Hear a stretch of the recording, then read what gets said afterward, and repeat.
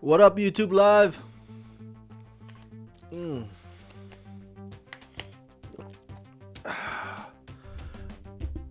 Right now it's Thursday morning, Christmas Eve, December 24th. Right now it's around 2 a.m. or 2:10 a.m. California time, and I just finished watching. Excuse me. I just finished watching the latest episode of Star Trek Discovery. It's Star Trek Discovery Season 3, Episode 11. And so 2 more episodes and it'll be Season 3 finale. So yeah, we're almost closing on to the Season 3 finale coming up. That's why things are escalating. Now, I gotta tell you, when this episode aired about 3 hours ago, I kind of refused to watch it. I was like, what's the point? My favorite character, Philippa Georgiou, is gone. They took her out from the show, and I get it. The whole Section 31, I get the whole spin-off thing. I get it. I know. But still though, to have your favorite character not be on the show again, it kind of takes the much of the fun out of it. Like, now I'm grasping at some other characters or some other reason to, or I try to remind myself of the reasons that I love this show, because about 80% of the reason was Philippa Georgiou. So now I was like, oh my god, I gotta remind myself of the remaining 20%. Like, that's why I was like, I don't know if I want to watch it. That's why I watched it kind of late. I figured, well, I am a fan of this. I'm a fan of the franchise, so I better just kind of stick with it, through thick or thin, if you will. And so if you say like, oh, Rama, don't worry, Michelle Yeoh will be back for that spin-off series. But the thing is, if you look at Michelle Yeoh IMDb, Michelle Yeoh, of course, is the one who plays Philippa Georgiou. Let's see here, Michelle Yeoh. There you go. There you are. If you look up what she has coming up next in terms of projects, she's pretty busy. Can you look at it? Let me make it big here. So look at that. Most of them are post-production, but there are some that say filming. Well, she's done doing Avatar 2 and 3, but Avatar 4 and 5 seem to, they're not done yet. They seem like they're not done yet. And then there's the Tiger's Apprentice. And then, of course, Shang-Chi, it's already post-production, so they already wrapped that one. But Michelle Yeoh is one of the most in-demand actresses around, which is great. I'm a fan of her, so I'm glad that she's keeping herself busy. But I guess what I'm getting at is, when are the Star Trek producers gonna come around to doing the spin-off with Michelle Yeoh? She's drowning with other projects. She's drowning in other stuff that she has to do, and then we have this pandemic going on. So yeah, I'm not holding my breath on the hope that I might see Philippa Georgiou anytime soon, which is why I'm still bummed out about it. But let's get right to the episode at hand. Sukal. I guess it's Kelpian for Beloved One. The name of the Dr. Isa's son, I believe. Dr. Isa is a Kelpian hologram that we saw last week. Well, the hologram of her. I guess she already died years ago. So let me start by saying that Book, gotta give 1,000 credits to Book, because remember, Saru and Book had that moment on the ship. Remember when Saru told Book, "Hey, wait for your moment. I know I know you can't wait, and you just want to rush in." And I was like, "Hey, what can I do and whatnot?" But we all sometimes have to wait for our moment. Saru said that to Book. I'm paraphrasing, of course. And today, Book found his moment. Book found a way in, if you will, a way where he could utilize his skills for the purpose of the whole team. And he found his value in the group, and that is he's like, hey, I can fly there to this radiation filled planet, that turns out to be also full of dilithium. I can fly there. We don't have to risk the rest of the ship, the entire ship. Let me just do my reconnaissance. And then he had to come back, of course, later on in the episode to try to save Michael. So he has proven himself to be useful, and he found his moment. So kudos to Book. I guess it's true what they say, patience pays off.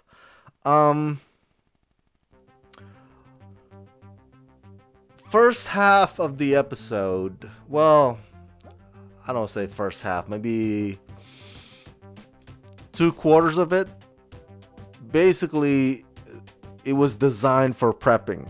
All right, you have the sentimental speech between Hugh and Stamets.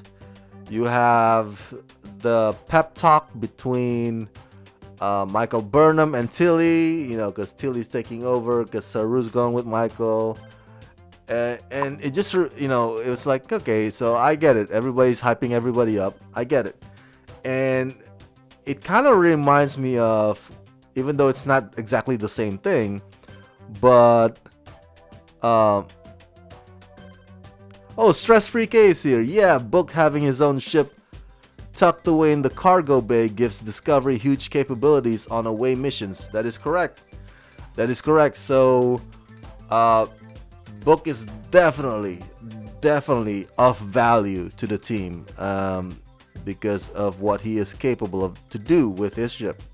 Definitely.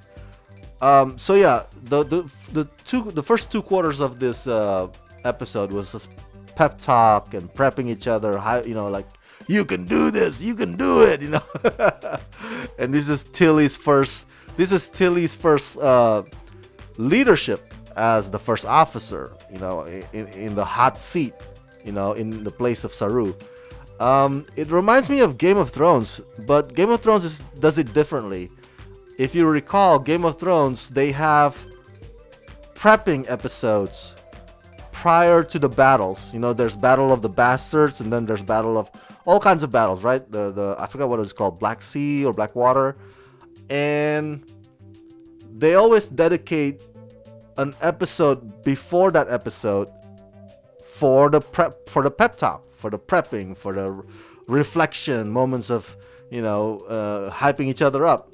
It's an entire episode, not just like parts of it. So I don't know why, but it just takes me back to that. Now let's talk a bit about the planet made of dilithium.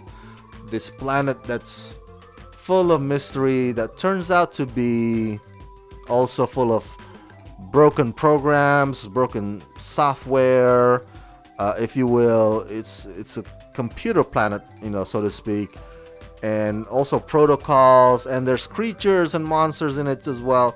I gotta say, this is a more exciting planet than Book's planet. No offense to Book, I like Book, I like the character, okay, but that episode when Michael and Burnham and Michael Burnham and Book and Philippa went to Book's planet, that episode was kind of boring. I gotta be honest with you. I was like, oh, when is this gonna be over with? To me, that was like a filler episode. Like, oh, all right, we gotta rescue Book, fine, whatever, But this planet, this Sukal's planet, it's just, man, I love it. It's like being on the Twilight Zone, you know, like on another dimension and full of danger, and you can't see things coming a mile away because you don't know exactly. Full of how do you call that? Yeah, basically Saru, Doctor Hugh, and Michael are in uncharted territory on that planet. But that's fun. That's totally fun. I think at one point Michael Burnham falls, but then she falls upward to the sky. I was like, what is going on?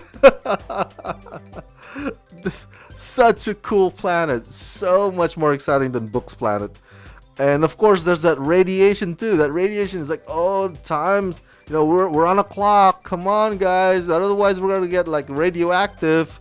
So, yeah, it's just thrilling. That planet is thrilling, dangerous, but thrilling, definitely.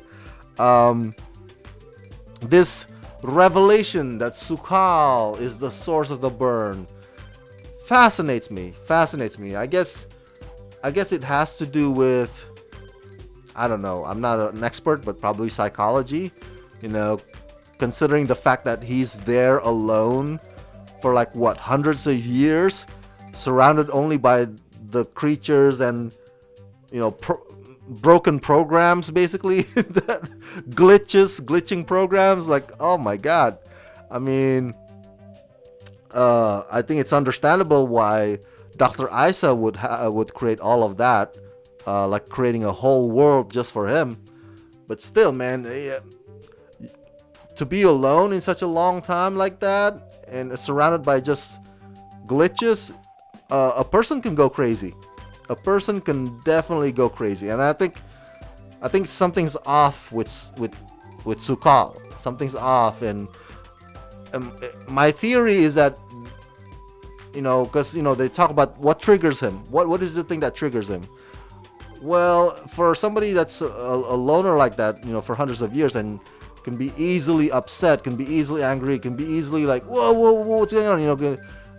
Like when he realizes that Michael is not part of the program, he's like, oh no, what are you? And then he's like, just panics and just freaks out.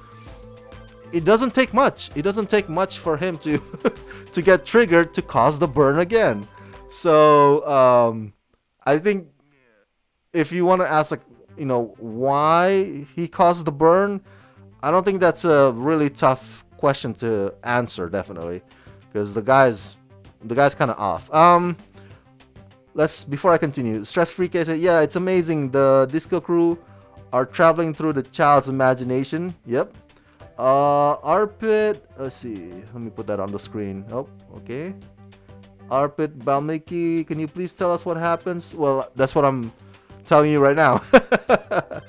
As you all know, any video review that I do after the episodes air, it's spoiler full or full of spoilers. All right. So if you don't want spoilers, look away.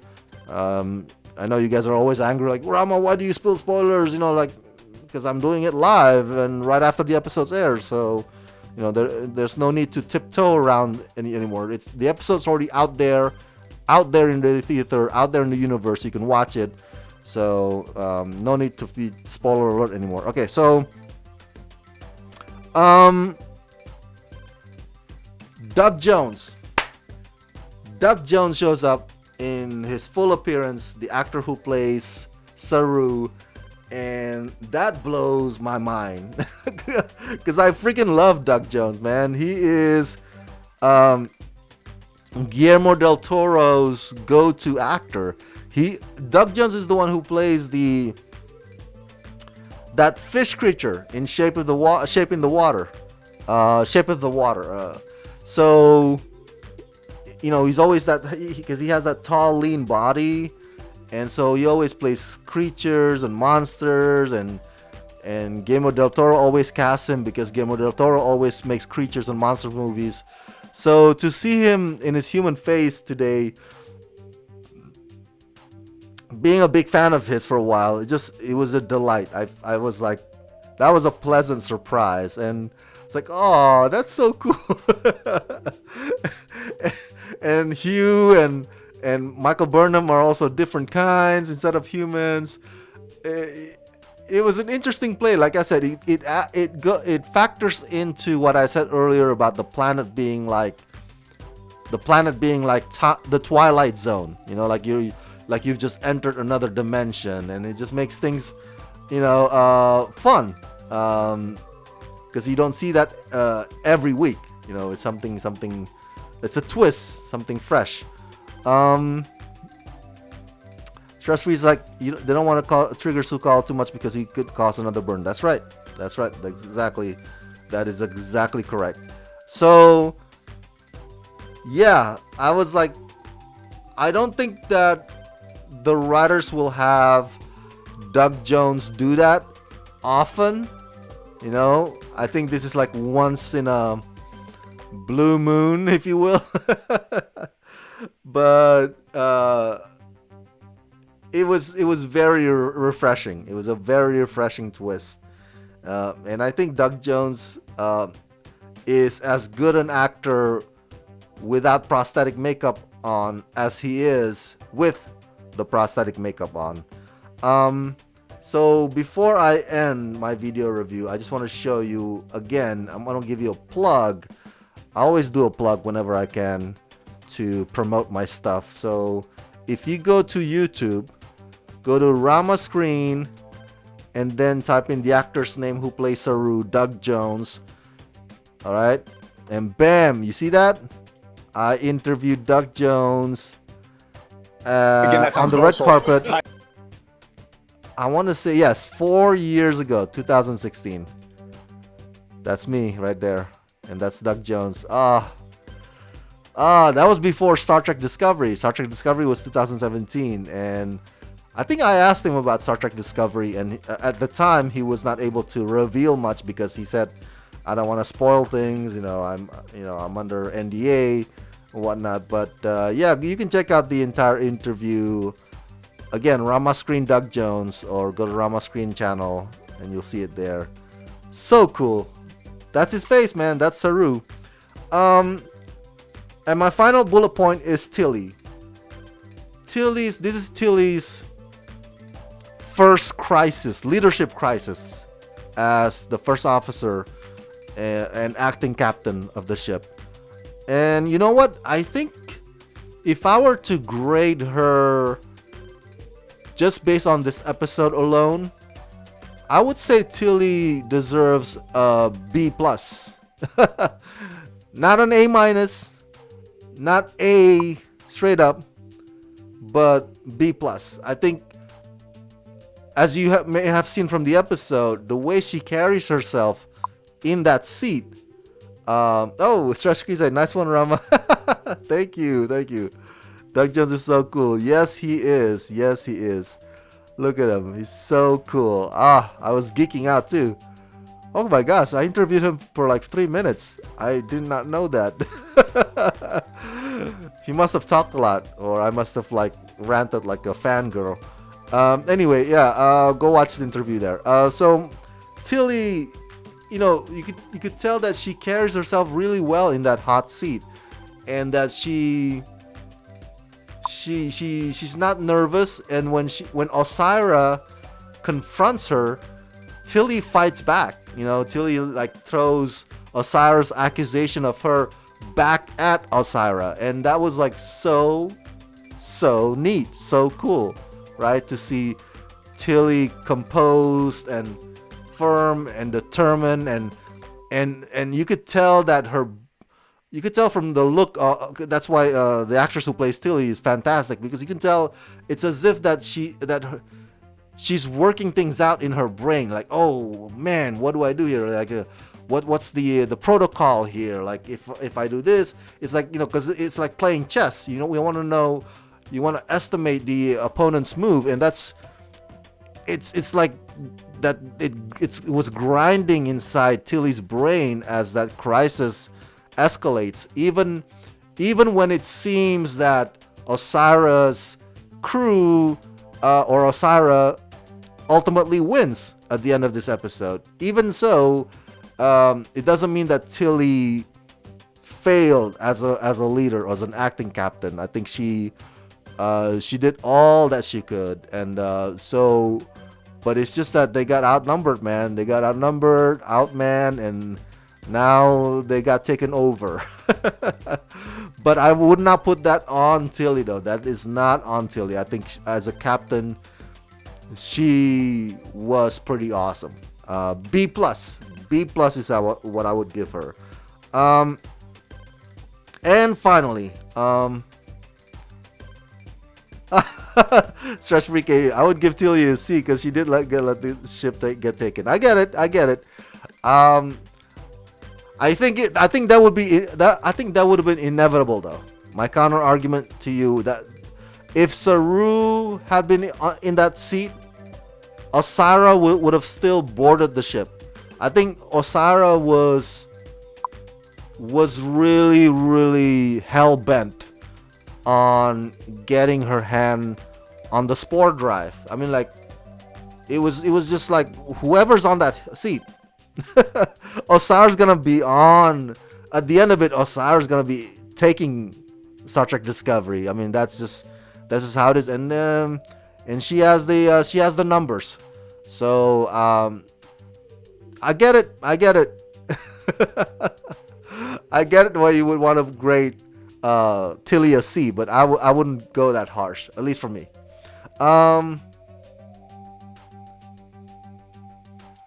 Tilly also put Mae from the Mycelium Network in her place season 1 and fought against her mightily. Yeah, season 1, I gotta rewatch it again. And Tilly has gone through an evolution, right? She has gone through a process, just like everybody else. Michael Burnham that we remember in season 1 is not Michael Burnham in season 3 anymore. So, but I'm judging Tilly just based on this episode as a captain. You know, I'm not gonna go far from how she was previously or previous seasons.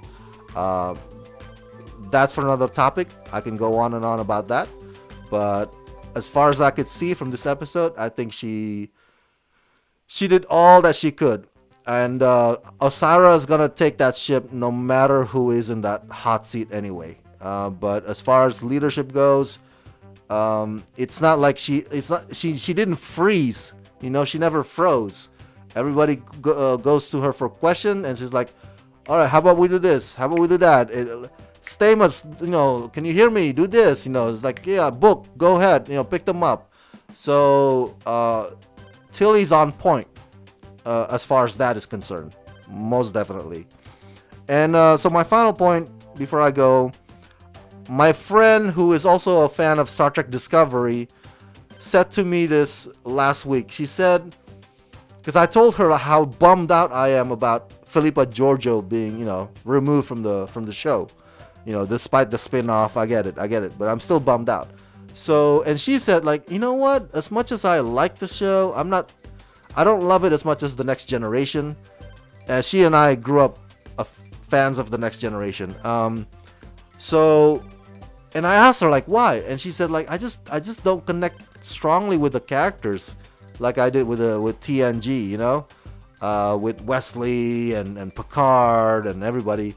It's like, oh, okay, I get it. And one thing she said is that she hates that not only that the story focuses too much on Michael Burnham, but she hates also that Michael Burnham cries way too often. And that's what I just like. I couldn't hold it. I was laughing because she's right. My friend is right. If you notice, the actress who plays Michael Burnham, Sonequa Martin Green, I love her. Okay, I got nothing against her, but she almost always cries in every episode. There's always something that makes her cry. You know, last week it was Philippa's departure, and then the week before that was the hearing, the Senate hearing on the ship. Remember that with Michael Burnham's mom being sort of supposedly Michael's attorney, and she cried there too. And then there's a few other episodes. Oh, the episode with Adira, when Adira was in that water in the cave, and she cried there as well. So I admire and I respect Sonequa Martin Green for being able to cry on cue. But I think, yes, there is a point to be made that it seems that the writers take advantage of that that skill, that talent of Sonequa Martin Green. It's like, you know what? Let's write another situation, another moment where she's gonna have to cry again. My friend is totally correct. I lost count how many times Sonequa Martin Green or Michael Burnham have had to shed tears on this show. Too many to count, definitely. So, but I still love the show. I still like the show. I'm still bummed out that Philippa's gone, but I think I'm still gonna keep watching it because my Star Trek fandom is much bigger than just one character. Because I grew up, and when I was a kid, I watched The Next Generation. That's what I watch. That's the Star Trek that I religiously watch. And because of that, I'm gonna stick around. Yeah. There's no Philippa Georgiou, and I'm gonna miss her, but I think I'm gonna stick around. So you'll see me again next week and the week after that, which is season 3 finale. And so let me know what you think is gonna happen next week. What are your theories about Sukal, and how do you think the Discovery crew is gonna regain their ship again, or regain their ship back again from Osira? Let me know your thoughts. And also, do you agree or disagree with my assessment of today's episode? Share your thoughts and questions and suggestions and theories in the comment section below.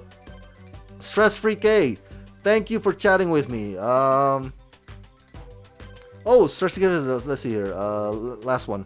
Some reviewers are already speculating that Saru might get killed off in the next episode because it was so Saru-centric, but I don't think so.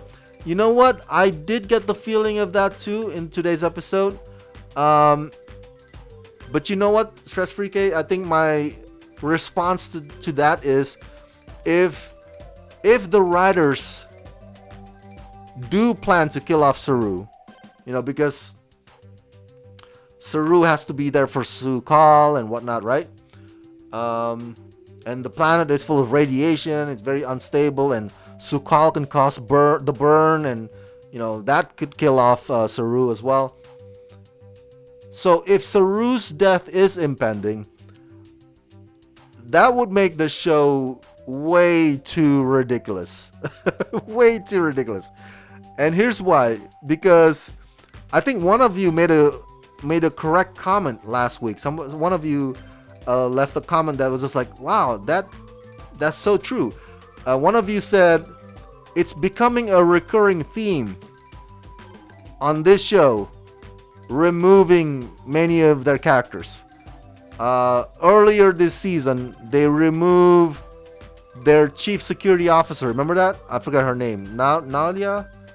So they had a send-off for her. Like, everybody's like, oh, we're gonna miss her. Everybody's like, and then they have a send-off for Philippa last week. Like, oh, farewell, my friend. We'll miss you. And now they're gonna kill off Saru just so they can have something for season 3 finale. Like, oh, the death will be the big thing on the finale. It's gonna be too much. It's not only a running theme anymore. It's ridiculous. I can't take it seriously. Nan, there you go, Nan, that's her name. Yeah. So really, season 3 is gonna be remembered in history as just taking pawns out of the chessboard. That's all it does. Season 3, and that's what season 3 will be remembered for if they do that to Saru. So I doubt that Saru's gonna get killed off. But if they do decide to kill off Saru, I think it's a poor decision on their part. At least in my opinion. And Saru's also a beloved character. Maybe not my favorite number 1 character, but a lot of fans love Saru. So yeah, I'm with you, Stress Free K. I'm on the camp that like I don't believe they're gonna kill off Saru because it's gonna be really too silly, and the consequence of taking out Nan, taking out Philippa, and taking out Saru in one season, it's gonna backfire. You know, people are not gonna be able to take this show seriously. Even the fans, even me. I'm like, you know, unless they replace the whole writing team, because this is too much. This pattern, it's not cool. Like, really, this is all you do? Just taking off characters? You can't think of anything fresh and new? You know, that's gonna really upset a lot of us. So, yeah, hopefully that's not what hopefully that's not what will happen. But we'll see. All right. Thank you so much, you guys, for tuning in. Stress Free K, thank you for chatting with me, and Arpit Bamki as well. Share your thoughts in the comment section below, and as always, subscribe. Let's rock this.